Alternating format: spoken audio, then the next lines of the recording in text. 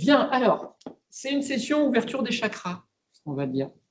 C'est-à-dire que, effectivement, il y a le power dans la thématique, mais oui, tu vas bien, ça va, ouais. Excusez-moi, réunion d'anciens combattants. Mais dans la pratique, moi, ce que je voudrais vous montrer, et peut-être derrière vous inciter à faire, c'est à promouvoir même le power auprès de vos clients ou dans votre organisation, comme pouvant faire beaucoup plus que ce qu'il fait à l'heure actuelle, et à démontrer qu'il peut avoir de la valeur sur certains des sujets qu'on va traiter aujourd'hui. Le sujet principal, c'est ça, c'est modernisation des opérations. Alors, qu'est-ce qu'on entend par là? Déjà, il va y avoir un chiffre mystère, 50. Je vous donnerai la réponse à la fin. Mémorisez le chiffre mystère. Voilà. Et on va attaquer le sujet. Alors, déjà, l'auditoire. Vous êtes plutôt partenaire IBM ou vous êtes client IBM? IBM. IPI? IBM. Client, partenaire. C'est un partenaire. Excusez-nous, on risque de se marrer 2-3 fois pendant la session. On va essayer de rester sérieux quand même. Donc moi, c'est Bruno Pignard. Je travaille exclusivement avec les partenaires au sens où je ne gagne ma vie que si c'est un partenaire qui vend. D'accord ? Ça tombe bien puisque dans le domaine du power, l'écosystème de partenaires est particulièrement développé. Ceci dit, moi, je suis uniquement sur la couche software. Donc, si vous attendez à avoir un expert du power en face de vous, ce n'est pas du tout mon cas. Par contre, je vais essayer de faire le lien autant que possible, entre ce qui se passe dans le monde du software chez IBM aujourd'hui pour la partie qui va nous intéresser et ce qui est en train de bouger sur le power. Alors, pourquoi l'observabilité? Parce que c'est dans la transformation des opérations, le thème de l'observabilité revient de plus en plus souvent. Déjà, est-ce que tout le monde est familier avec le terme observabilité ou est-ce qu'il y a besoin d'un petit refresh ou de quelques exercices? Disons, dans un contexte informatique, la différence, c'est quoi le… Alors, la seule mauvaise question, c'est celle que vous ne poserez pas, d'accord? Donc, on est là pour avancer ensemble et que vous tiriez le maximum de cette présentation. Donc, vous avez le droit de dire, j'ai jamais entendu ce mot-là, il n'y a aucun problème. Bon, en fait, l'observabilité, si on en parle un petit peu en termes marketing, c'est le terme qui a remplacé monitoring. Quelles sont les différences essentielles entre monitoring et observabilité? C'est un peu l'objet d'une partie de cette conversation. Et essentiellement, là où on va voir des différences, c'est que l'observabilité a beaucoup plus d'ambition, c'est-à-dire qu'elle veut monter vers les couches applicatives, elle veut donner une vision applicative des systèmes d'information et pas une vision métrique et système. C'est-à-dire qu'au lieu de s'intéresser au CPU, à la mémoire, aux I/O et aux erreurs qui vont avec et à ces boulots d'étranglement, on va dire comment se porte telle application, quel est son état de santé. Et le sujet de l'observabilité est un sujet éminemment applicatif. Donc, par rapport à des gens qui ont une grosse culture power, la question c'est, est-ce que vous savez ce qui tourne sur vos bécanes? D'accord ? Est-ce que vous savez comment elles tournent? Est-ce que vous savez dans quel état elles sont? Est-ce que vous êtes capable de dire quel est le composant de l'application qui pose problème? Est-ce que c'est celui qui est sur le power ou est-ce que c'est celui qui est sur le service que vous consommez sur Azure? Parce qu'aujourd'hui, les applications, elles sont complètement étirées entre un back-end bien solide qu'on va avoir sur du DB2 400 et qui va tourner comme une horloge et des choses beaucoup plus innovantes qu'on va avoir dans Azure ou sur AWS. Ouais, je suis un peu du syndrome de Stockholm par rapport au Power. Mais j'aime beaucoup, hein. Moi, c'est une machine, j'ai des copains qui m'ont raconté des histoires de dingue par rapport à l'S400, donc je suis amoureux de l'S400 depuis 20 ans. Même si j'y connais rien. Mais je trouve que l'histoire de cette machine est juste fantastique. Donc voilà. Alors, pourquoi l'observabilité? C'est parce que c'est à cause de cet élastique dont je viens de parler. On voit qu'aujourd'hui, les architectures se transforment à la vitesse grand V. On a évoqué le cloud, c'est un des facteurs importants, mais ce n'est pas le seul. On a aussi toute la notion de containerisation qui vient bousculer tout ça. Sur un Power, vous pouvez très bien poser un OpenShift et monter dessus un cluster qu'à vitesse. Il n'y aurait pas de problème. Donc, vous voyez que les architectures les architectures se complexifient, on a plus de langage à gérer aussi à l'intérieur des applications, on se met à faire du Go, à faire du PHP, à appeler des services exotiques, et malgré tout, tout ça, c'est comme Galilée, et pourtant elle tourne. Donc, effectivement, il faut que ça continue à tourner, et que ça continue à tourner dans des bonnes, dans des bonnes conditions. Et en prime, l'un des problèmes auxquels on est confronté, c'est que clairement, les métiers et les applicatifs ont pris le pouvoir, et on se retrouve avec un niveau d'exigence croissant des responsables de domaines applicatifs, des responsables d'applications sur la vitesse à laquelle on va pouvoir faire les mises à jour, la disponibilité des applications, la performance des applications elles-mêmes. Et tout ça, ça retombe sur qui? Ça retombe sur les équipes d'opération. Donc aujourd'hui, on a la terre entière qui s'est occupée d'amener de nouvelles architectures, d'amener de nouvelles technos pour développer les applis, de passer à des méthodes de développement agile qui font que, moi, chez un de mes clients, il m'a expliqué qu'il avait plusieurs cycles de déploiement. Pour certains modules, il y avait des cycles journaliers, hebdomadaires. Là, on parle d'agilité quand on est dans des cycles de développement journaliers. Donc, le bon vieux processus ITIL, Release Management, il a pris un sacré coup dans l'aile ces dernières années avec les méthodes agiles. Et sur qui ça retombe? Ça retombe sur les ops. Parce que comme le process Release Management, c'était un petit peu le mur de Berlin entre la production et les développements, et que là, on dit, non, maintenant, on doit être capable de changer un module avec un pipe CI/CD en 2 temps 3 mouvements, on s'aperçoit qu'on est obligé de faire évoluer aussi tout ce qui se passe du côté opération. Et de quoi est-ce qu'on souffre? C'est que cette agilité induit beaucoup plus de demandes du côté des opérations qui saturent de plus en plus, et la multiplication des technologies et des architectures amène une multiplication des outils, une hausse de la complexité, et les opérations sont de plus en plus difficiles. Mon but ici, c'est de vous montrer qu'on est là pour vous simplifier la vie et pour faire en sorte que vous dormiez le samedi entre minuit et 3 heures du matin, plutôt que de vous retrouver à débugger des choses incompréhensibles. Instana, c'est la solution dont on va parler principalement, est une solution dont l'objectif est de vous faciliter la vie, de vous rendre la vie plus facile, de vous libérer du temps. Est-ce que vous avez déjà tous entendu parler d'Instana ou est-ce que c'est un sujet nouveau pour vous? Jusqu'à quel point vous avez entendu parler d'Instana? Vous avez vu des démos déjà? Vous avez juste démo il y a 2 ans. Une démo il y a 2 ans? Moi, quelqu'un m'a fait une démo. Quelqu'un très compétent m'a fait une démo. Ah, sympa. Bon, cette planche-là, je vais pas vous la refaire en entier. Vous avez une petite définition de ce qui est observable. La ligne la plus importante, en fait, c'est la deuxième. C'est-à-dire que l'observabilité, et donc j'espère pour vous Instana, pour nous aussi, c'est la première brique de la nouvelle version des opérations. Ça, c'est un point qui est très important pour nous. Pourquoi? Parce que vous pouvez améliorer que ce que vous comprenez que ce que vous mesurez. D'accord? Vous ne savez pas ce que vous ne savez pas. Et le but de l'observabilité, c'est de donner une vision 360 de tout ce qui se passe sur la totalité du stack et de comprendre à quel niveau vont se situer les problèmes. Mais la couche observabilité, elle est là pour montrer ce qui se passe. Et c'est pour ça que je parle de première brique dans les futurs ops. Parce que Instana en est la preuve dans le portefeuille IBM. Instana en tant que tel rend déjà énormément de services. On le verra à la fin avec l'explication du chiffre 50, du nombre 50. Mais on voit aussi que dans le portefeuille de solutions IBM,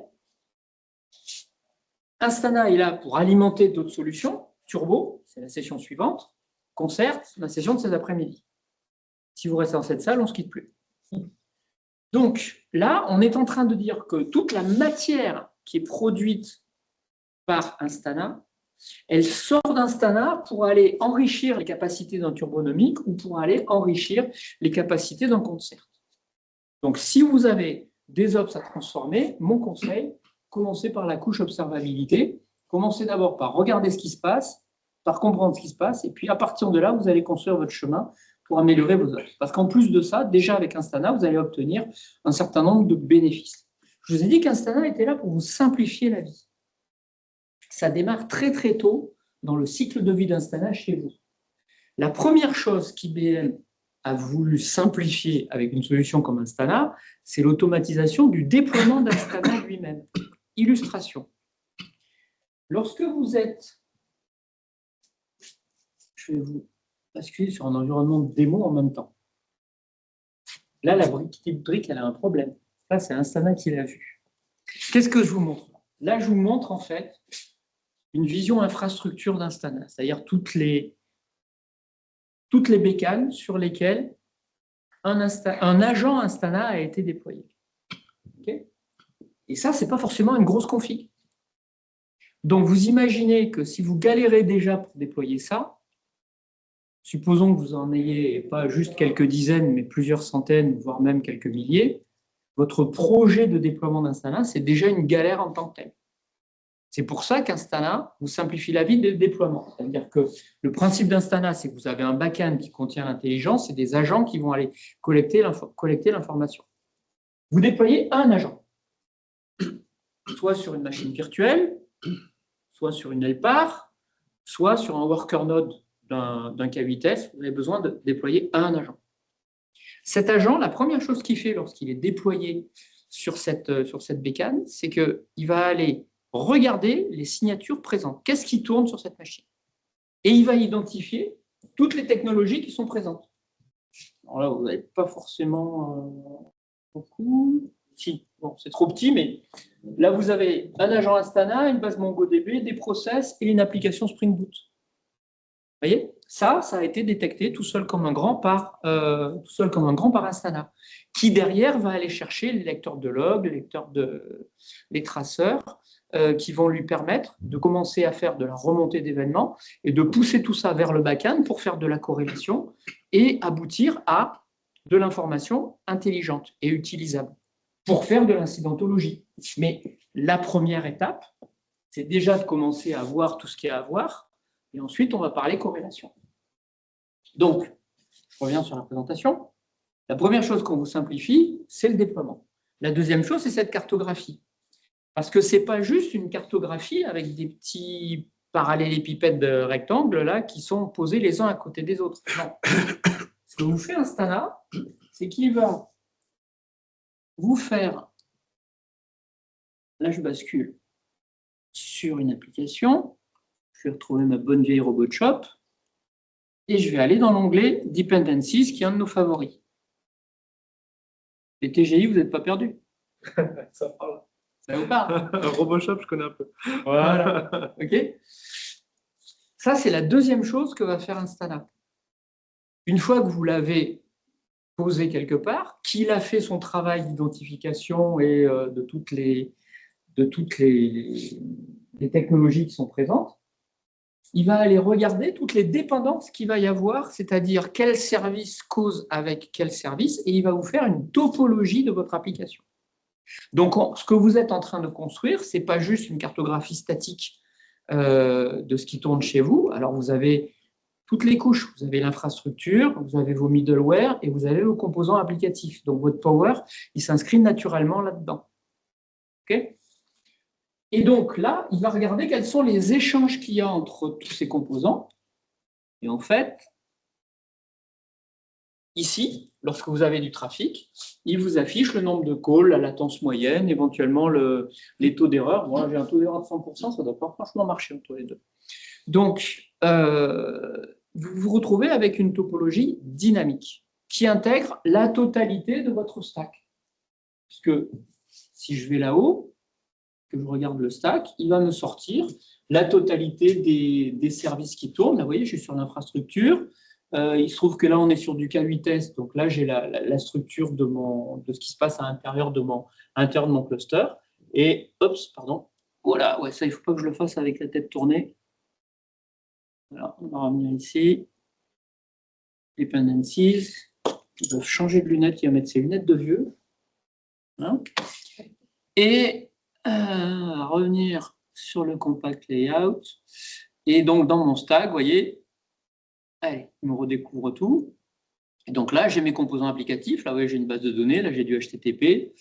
Les composants Kubernetes dont on parlait. Donc là, on a Cette appli, elle est déployée sur 4 clusters Kubernetes. Là, on tourne sur tant de nodes. Et là, j'ai l'infrastructure sous-jacente. Donc, je vais retrouver les machines sur lesquelles je vais tourner. Là encore, je reviens sur la simplification de la vie, d'accord? Il vous fait automatiquement une cartographie complète, full stack, de tout ce qui se passe. Alors, quand je dis full stack, si je suis honnête, je dois quand même vous dire qu'il y a un moment où il s'arrête. Instana ne monitore pas les composants actifs du réseau. C'est-à-dire que si vous avez des routeurs, des firewalls et des choses comme ça, ce n'est pas Instana qui va s'en occuper. Et pourquoi? C'est parce qu'il faut être tombé dedans quand on était petit. Hein, il y a 2 sujets, c'est les réseaux et la sécurité. Il y a encore besoin d'avoir des outils spécifiques pour ça. Ceci dit, alors là, je crois que ma démo n'est pas connectée, mais vous le voyez peut-être ici. Là, vous voyez, vous avez un onglet vulnérabilité. Alors, je ne sais pas si je vais en avoir. Non, il n'est pas connecté. C'est bien ce qui me semble. Voilà. Donc, vulnérabilité, le terme de CVE, ça vous parle? Hein? Vulnerability and exposure. La question, ce n'est pas si vous allez être attaqué, c'est quand vous allez être attaqué. En gros, on considère qu'une machine qui est posée sur le réseau, qui est posée sur Internet avec un accès externe, va les repérer en un quart d'heure. Pardon? Moins que ça. Parfois moins que ça? Bon, vous voyez, je ne suis pas spécialiste du sujet. Vous diriez combien, dans les 5 minutes? C'est très rapide. En 30 secondes, déjà, vous avez des flux qui attaquent. Il y a déjà des flux qui attaquent. Il y a des robots qui scannent tout. Voilà. Bon. Donc, ce qu'on est en train de faire, toujours pareil dans cette optique de vous simplifier la vie et de ne pas avoir besoin d'aller chercher dans 36 outils des informations, c'est qu'on s'intègre aussi avec d'autres composants. Et là, la partie vulnérabilité, elle vient de Concert, justement, dont on parlera cet après-midi. Donc voilà, donc là, qu'est-ce qu'on a? On a un outil qui est déployé, on a une topologie qui a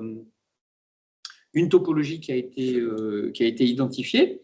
L'autre élément sur lequel on veut vous aider, c'est la fameuse incidentologie dont je parlais tout à l'heure. C'est-à-dire que lorsque Instana est posé quelque part, son objectif, c'est de vous faire gagner du temps et de vous libérer des ressources d'experts en faisant déjà une partie du boulot d'analyse du contexte d'un incident ou d'une alerte. Alors, pourquoi est-ce que je parle d'alerte? Je parle d'alerte parce que Instana ne réagit pas, et c'est là qu'on revient sur la thématique de l'observabilité. Instana ne réagit pas uniquement sur des signaux de type erreur que vous allez retrouver dans des logs. Instana a la capacité de travailler sur ce qu'on appelle les golden signals. Quand on vous parle golden signals, pas forcément. Non. Le sujet a été, on va dire, formalisé par Google. Ils ont sorti un bouquin qui est le SRE Handbook pour Site Reliability Engineering. Et dans ce bouquin, ils ont dit, maintenant le focus, il change. Le focus, il n'est plus sur les métriques et sur les composants techniques, il est sur les applications. Et pour savoir si une application est en bonne santé ou pas, de quoi avons-nous besoin? La réponse, elle est en partie ici. C'est-à-dire que bien évidemment, on a besoin d'informations qui viennent de l'infrastructure. Est-ce que j'ai des problèmes au niveau de mon infrastructure? Est-ce qu'il y a eu des changements au niveau de mon infrastructure? Première chose qu'on pose quand il y a quelque chose qui se plante, c'est qu'est-ce qui a changé?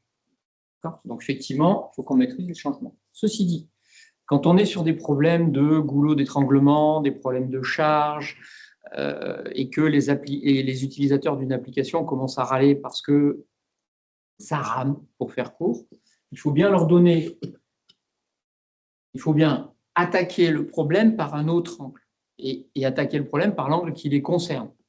Pourquoi est-ce que ça rame? Parce qu'on a un nombre de calls faramineux qui a augmenté, ou parce qu'on a des taux d'erreur sur ces appels qui sont importants, ou parce qu'on a des problèmes de latence. Là, ces 3 métriques, ça fait partie de ce qu'on appelle les golden signals, à partir desquels on va commencer à construire une visibilité de l'état de santé d'une application. J'ai une question sur les agents. Ouais. Quand tu dis on déploie des agents, c'est des agents de type OS? Alors, parce que derrière, tu as des agents. Moi, j'ai eu le cas, j'ai utilisé Dynatrace. on a tous nos petits problèmes. Bon. Et quand on voulait justement mesurer les temps de réponse end-to-end d'une API. Mhm. Le problème, c'est qu'à un moment donné, on passait dans SAP.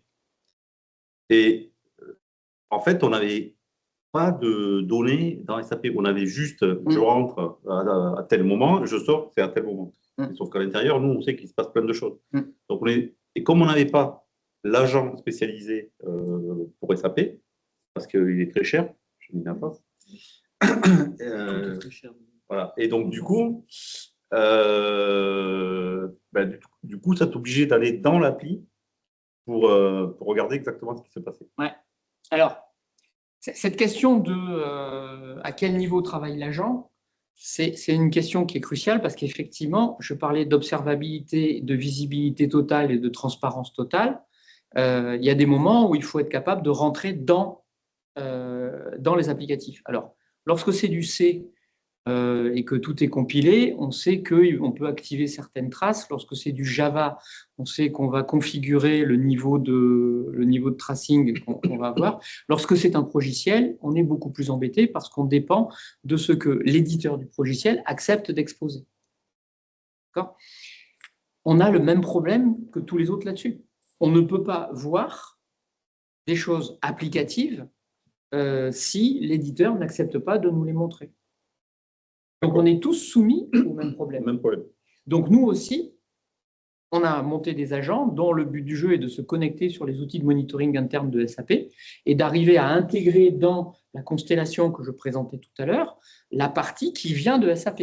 Et dans la timeline qu'on va avoir en regardant un call précis, là, vous voyez, j'ai fait 2-3 clics et je me suis retrouvé avec une timeline d'exécution. Si ça, c'est du SAP et que je n'ai pas moyen de regarder le code auquel ça correspond, je ne vais pas être capable d'en faire plus. C'est SAP qui va soulever le capot. Donc, pour ça, nous, on va avoir des agents spécifiques. On monitore plus de 300 technologies. D'accord ? Donc, il y a de quoi faire. Mais néanmoins, pour ce qui est du progiciel, c'est une vraie question. D'accord. Au pire… Vous avez des agents quand même qui permettent de rentrer. Donc, après, tu l'achètes ou tu ne l'achètes pas. Mais tu n'as pas à l'acheter. C'est la grosse différence entre Instana et pas mal de nos concurrents.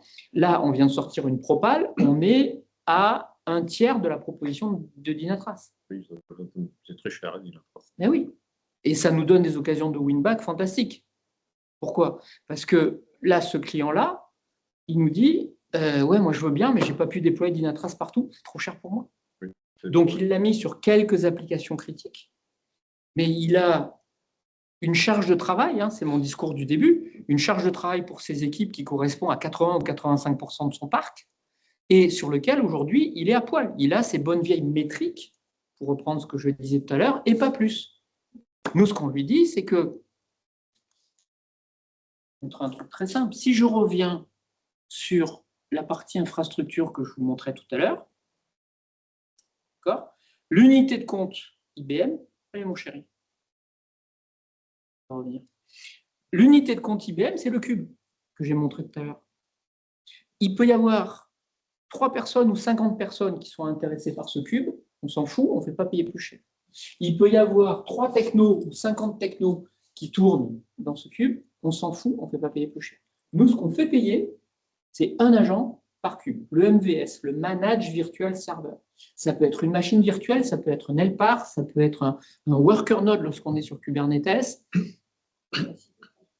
On a un prix unitaire par ces trucs-là. Et on a juste ajouté un truc récemment, parce qu'on s'est aperçu qu'il y avait des gens qui se servaient d'Instana comme d'un bus, vu la quantité d'informations que ça remonte au niveau IT, c'est quand même vachement tentant.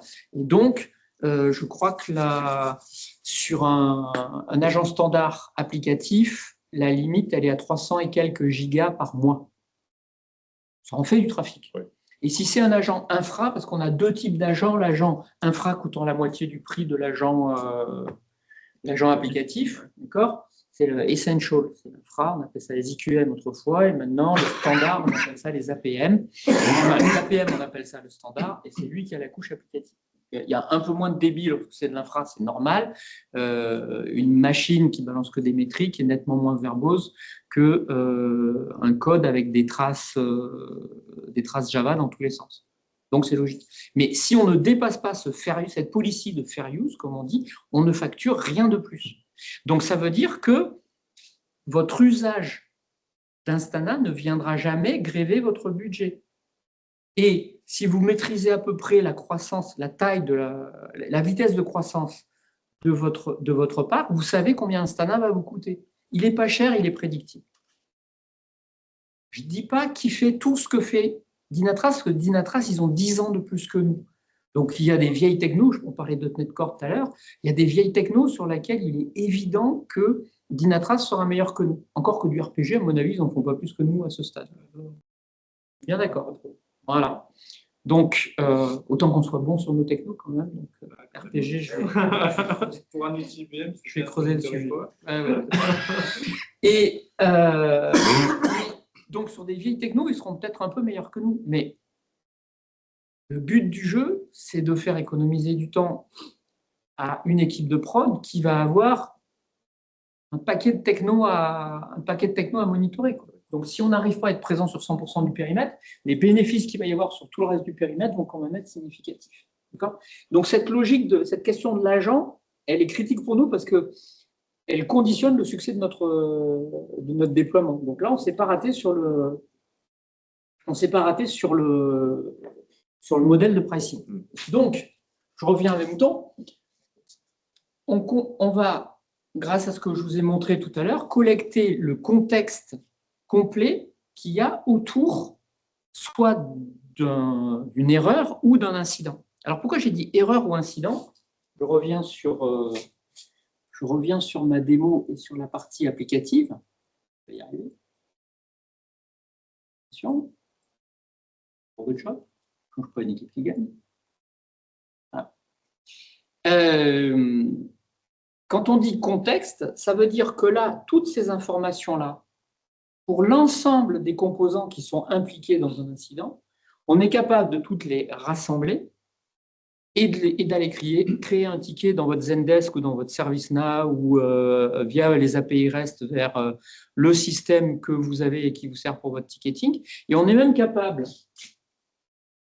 je ne l'ai pas sur celle-là, je vais l'avoir ailleurs.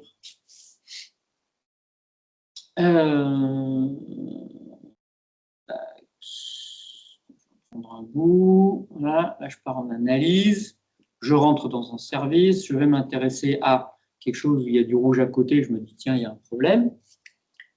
Et là, ah voilà, il est là. Voilà. Share this page with nanana. Cette page-là, qui contient des informations hyper détaillées sur le contexte. En gros, pour la root cause analysis, vous avez déjà fait une bonne partie du boulot. Je suis capable de la partager via Slack, via Teams, via un mail, via l'API que vous me donnez avec qui vous voulez. Donc, ça veut dire que 80% du boulot, là, il est fait. Donc, le cas classique, d'accord? Vendredi, 18h, ça se crache. On rappelle tout le monde. On les enferme dans la pièce et on les nourrit en passant les pizzas par la chatière. Ça, on peut espérer que ce soit quelque chose qui soit derrière nous.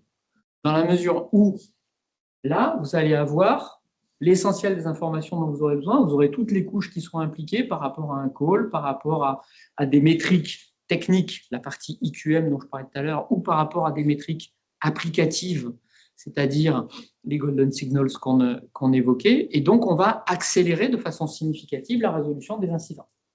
Et on a même l'ambition d'aller un cran plus loin avec Instana. Finalement, j'aurais pu tout faire sur cette planche. C'est que il y a, Bob, dont on parlait tout à l'heure, on en met dans Instana, on en met dans Turbonomic, on en parlera tout à l'heure, et Concert est construit avec Watsonix.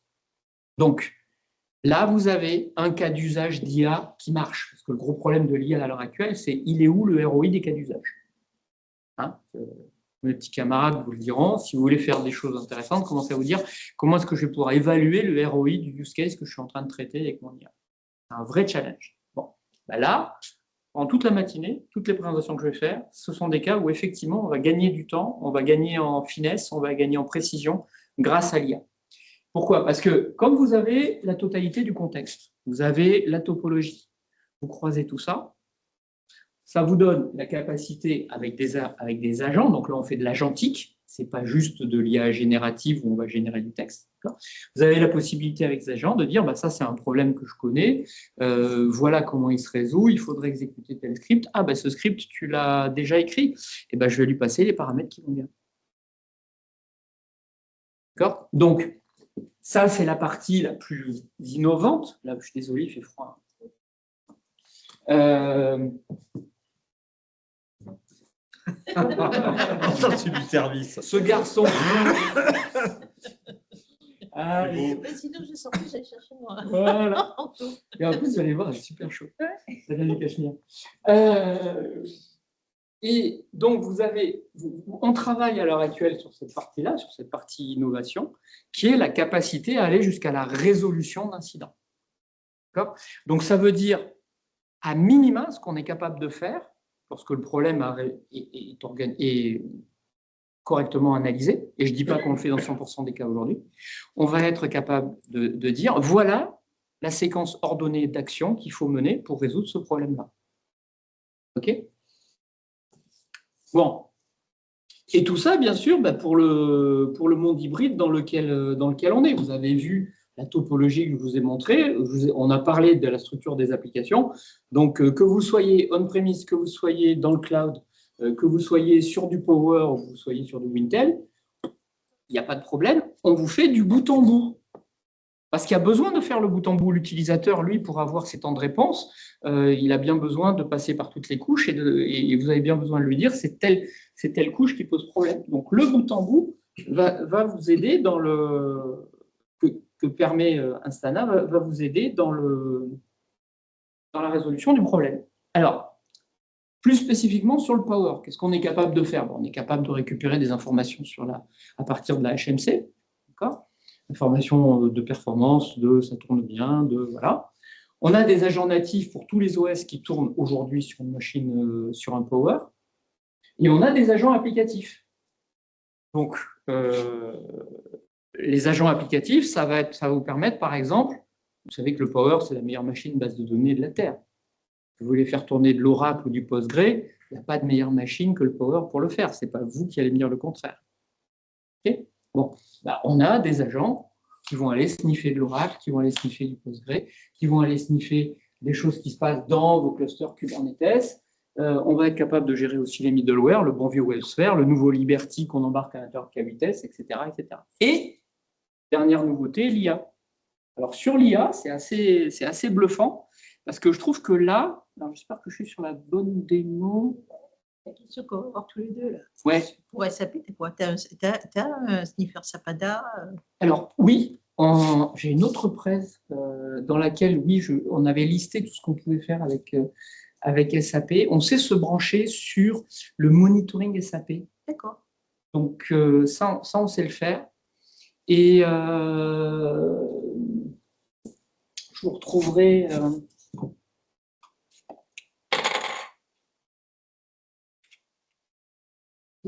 Sapostrol, il s'est remonté le Sapostrol. Je ne suis pas sûr qu'on descende très très profond dans SAP. Mais si tu veux te connecter au collecteur SAP, ouais. Ça de base, je pense que oui, ça c'est bon. Donc là, Power HMC, je peux aller voir ce qui se passe sur ma bécane, je peux voir quels sont les systèmes qui tournent. Là, je remonte des métriques. Là, je suis sur un agent de type IQM. D'accord ? C'est normal. Je suis en train de parler d'infrastructure, je suis en train de parler de bécane. Si maintenant, je refais le chemin à l'envers et que je regarde mes applicatifs, je vais avoir du golden signal lorsque je vais faire, par exemple, du SQL. OK ? Voilà. Mais j'avais commencé à parler IA, je voudrais juste vous montrer ça 2 secondes pour vous montrer vers quoi on va. Voilà. Ça vous parle, le concept de token en IA ou pas ? C'est l'unité de facturation de tous ceux qui vous vendent des services d'IA. Si vous bouffez trop de tokens, c'est votre directeur financier qui a de la sueur qui coule entre les omoplates. OK ? Eh bien, vous voyez la distance qu'il y a entre j'ai des métriques CPU, I/O et mémoire et je regarde quel est mon taux d'usage de mes tokens. Là, on est clairement dans l'observabilité parce que ce qui m'intéresse, c'est la métrique importante pour savoir si mes LLM tournent bien. Dans ma phase d'inférence, puisque là, je suis en train d'analyser mes prompts quand je parle de token usage. D'accord ? Et vous voyez qu'on remonte donc un certain nombre d'informations. Alors là, on va atteindre la limite de mon incompétence, d'accord ? Je clique à peu près au hasard là-dedans. Pas tout à fait, je vais aller voir avant ce qu'il y avait là-dedans. Mais vous voyez que je retrouve la même formalisation que ce que j'avais pour une analyse classique. Ce qu'on voit là, c'est des tokens Watson. Pas forcément, ça peut être de l'OpenAI. Ah ouais? La grande joie que vous allez avoir en regardant ce que fait IBM en IA, c'est qu'on n'est pas sectaire, on sait intégrer les LLM d'autres fournisseurs et on sait aller sniffer de l'OpenAI comme on sniffe du Watson. Là, j'ai un exemple Watson X, mais on ne fait pas que du Watson X parce qu'on est bien conscient que tout le monde n'a pas que des Power, et bien, tout le monde n'a pas que du Watson X. Service d'IA consomme des tokens dans une app Java. Ah, c'est caché du coup. on est sur le même problème que les progiciels dont je parlais tout à l'heure. Il faut qu'on ait un handle dessus, mais pour ça, il y a l'équivalent. Tu connais Hotel, OpenTelemetry? Ouais. Eh ben, il y a l'équivalent d'OpenTelemetry pour les LLM. Si je ne dis pas de bêtises. Et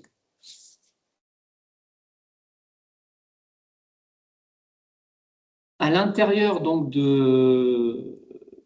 à l'intérieur d'un bout de ma timeline, je vais descendre et je vais voir la totalité des composants qui sont mobilisés. OpenTelemetry, c'est toujours la carte joker quand on va monitorer quelque chose qui n'est pas natif, en disant bah, mettez ça via ce protocole. Il vous reste une solution, ça s'appelle OpenTelemetry. Ouais, on est bien d'accord. Eh ben, il y a l'OpenTelemetry du LLM qui est sorti et qui fait que si tu ne fournis pas le handle, mais que on sait consommer ce que tu sors avec de l'OpenTelemetry, ben, tu es sauvé. OK ? Voilà. Donc, y compris de l'IA.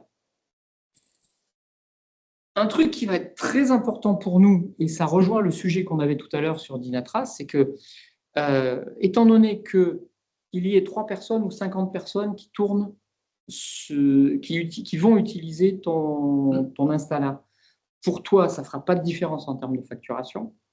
Ça te permet de mouiller les équipes de dev. Pourquoi est-ce que j'insiste là-dessus? C'est parce qu'aujourd'hui, on n'a plus des équipes de dev et des équipes d'ops, on a des DevOps avec des application owners, d'accord, qui ont la totalité du cycle de vie de l'application TMA incluse.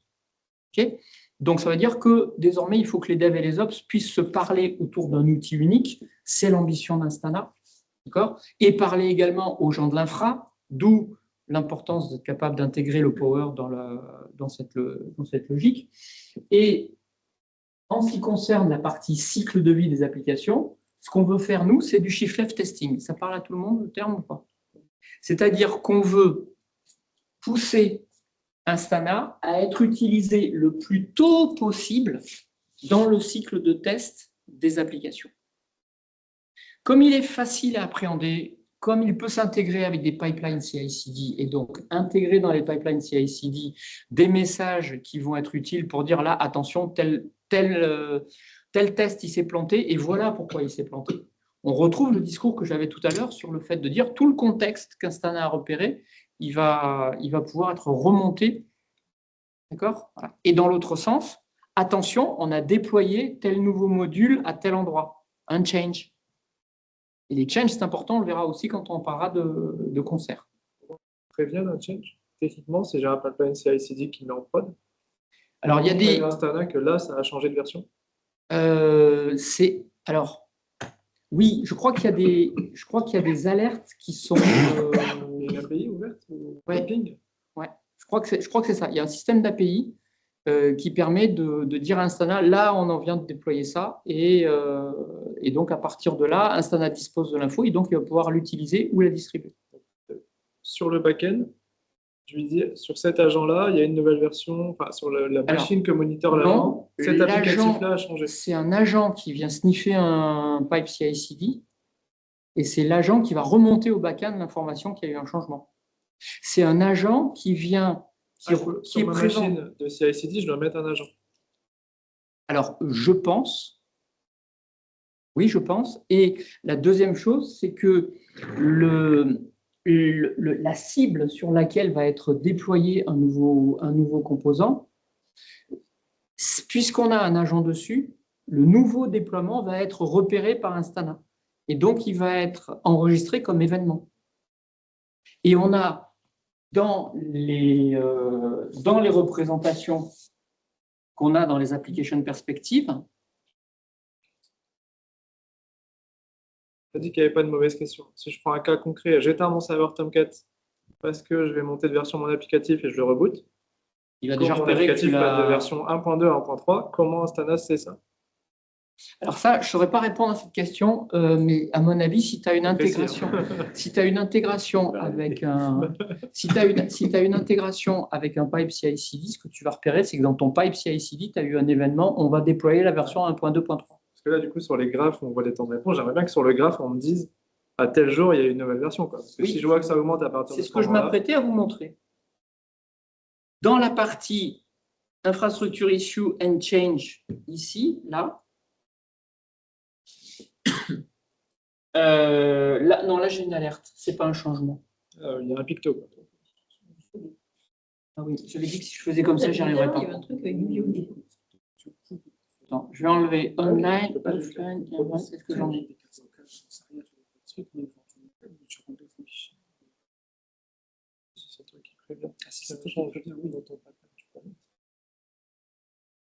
Ah ben voilà, j'en voulais des changements, là il y en a. Release. Ouais, ça c'est bien. Voilà.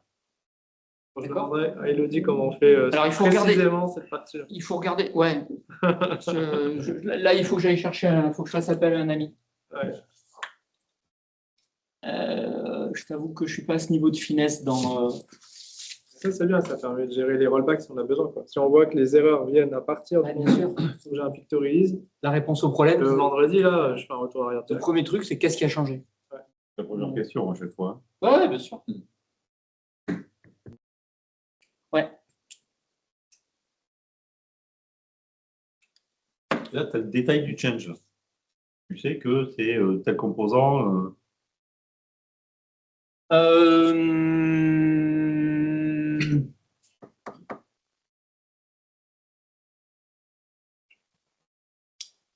C'est une bonne question. Ça, où est-ce qu'on peut visualiser le détail des changes? Non, ça c'est. Attends. Non, ça c'est autre chose. Ça c'est un resize. Ça c'est de l'intégration avec Turbonomic. Alors. Du coup, c'est un change. C'est un change. On est d'accord. Alors, est-ce que je les ai les changes là-dedans? Là, j'ai mes calls. Ah oui, parce que je suis rentré dans la partie call. Je ne sais pas. Je sais pas. Je l'avoue humblement, je ne sais pas. Mais je vais creuser le sujet. Relancez-moi si vous n'avez pas la réponse. Bruno Pignard, bruno.pignard@fr.ibm.com. Donc, l'idée du shift left testing, c'est de pouvoir tester plus tôt dans le cycle de vie des applications, parce qu'on sait tous que plus une erreur est repérée tôt, moins elle coûte à corriger. Et comme notre modèle de facturation d'Instana n'est pas impacté par la multiplication des utilisateurs, ça va donc permettre de ne pas impacter les coûts tout en augmentant la qualité des tests qu'on va faire. Donc en gros, ce que nous vendons, c'est qu'on va vous aider à sortir plus vite des applications de meilleure qualité. C'est ça le grand message. Voilà. Alors l'IA, j'en ai parlé. Ça, je vais pas. Ouais, alors oui, effectivement. Oui. Là, je vous donne un exemple dans lequel, et d'ailleurs, je l'évoquais aussi dans les planches précédentes, puisqu'il apparaît ici aussi. Bien souvent, c'est le couplage Instana et Turbo qu'on essaie de promouvoir auprès de nos clients parce que c'est la combinaison des deux qui va permettre d'aboutir à des applications qui vont être optimisées au mieux. Pourquoi? Parce que vous avez vu qu'Instana, il vous donne la possibilité d'aller regarder le composant applicatif dans son détail. Je vais jusqu'au endpoint, à l'appel d'un endpoint donné à l'intérieur d'un service. Sans Instana, Turbonomic ne dispose pas de cette information-là. Donc, ça veut dire que les optimisations qu'on va faire avec Turbonomic vont être moins précises. Et c'est donc la combinaison des deux, Instana et Turbo, qui permet d'avoir ce degré de fini. C'est pour ça que, dans un certain nombre de cas, on considère qu'il est intéressant de combiner les deux. Et ça se retrouve aussi dans le contexte de l'IA. Parce que comment ça se passe sur la partie infrastructure, ça va être le sujet de Turbo. Comment ça se passe à l'intérieur du modèle, ça va être le sujet d'Instana. On a donc bien la composition des deux. Et ça, c'est particulièrement important parce que vous avez vu la consommation de ressources monstrueuses des modèles d'IA. Donc, il va être intéressant de savoir qu'on est bien sur une infrastructure qui a été optimisée et ça va permettre de contrôler les coûts, surtout si vous le faites sur un IaaS chez un hyperscaler. La démo, je vous l'ai faite un peu en live. On en est où là? C'est jusqu'à écart? Ouais, ok, ça va, il me reste encore 12 minutes. Donc, qu'est-ce qui fait qu'Instana est intéressant? Honnêtement, c'est une solution qui est compétitive. C'est une solution qui couvre la totalité du stack. Donc, ça vous donne l'opportunité d'intégrer complètement, par exemple, vos power dans l'architecture complète de vos applications, lesquelles deviennent de plus en plus complexes. Et justement, on a la capacité à vous montrer de l'Instana de bout en bout sur une infrastructure qui va être chez vous, qui va faire appel à un IaaS que vous avez chez un hyperscaler, qui va venir taper pour certains services dans un cluster Kubernetes, qui va venir consommer un service perdu à Pétaouchnok. Et donc, ça, avec une collecte des données qui est extrêmement précise, je ne l'ai pas évoqué, mais la granularité d'Instana est quasi unique sur le marché. Pour ce qui est des traces, on ne perd aucune trace et on fait pas vraiment d'échantillonnage. Donc, ça veut dire que la probabilité pour qu'on rate un événement, elle est beaucoup plus faible avec Instana qu'avec bien de nos concurrents qui ont des granularités supérieures. Bon, la tarification, je ne vais pas revenir dessus, j'en ai déjà parlé. Et il y a un autre point qui est intéressant, c'est que je vous ai dit qu'on était là pour vous faciliter la vie. Ça va jusqu'à vous dire que Instana, si vous déployez de nouveaux modules avec une technologie qui n'était pas présente sur une bécane, il va automatiquement repérer la signature de cette nouvelle techno, il va aller chercher le traceur et le lecteur de log qui va bien. Et donc, cette nouvelle techno va remonter ces infos comme les autres dans les minutes qui suivent son déploiement. Là encore, ça fait moins de boulot pour les gens des ops. Okay. Donc, quand je dis qu'on cherche à vous faciliter la vie, c'est un des retours qu'on a de la plupart des clients qui ont adopté la solution. Et chose intéressante et qui va intéresser les équipes DevOps, c'est une interface utilisateur qui est assez facile à appréhender. Vous voyez, même un pas technique comme moi est capable de se débrouiller dans Instana, et avec des fonctions de filtrage qui sont très intéressantes parce que quand on décide de vous demander le contexte de résolution d'un incident, on ne garde que les informations importantes. Donc, on vous filtre déjà toutes les informations qui sont tout ce qui est de l'ordre de l'informationnel et qui n'a pas de valeur. Et autre chose aussi pour la résolution, je ne l'ai pas évoqué, mais c'est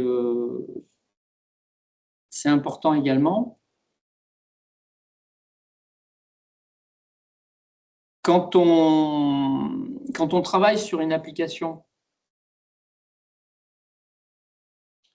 et que, voilà, ça se voit ici, là. Quand on travaille sur une application et qu'on veut monter des alertes, on ne va pas utiliser la moyenne comme métrique.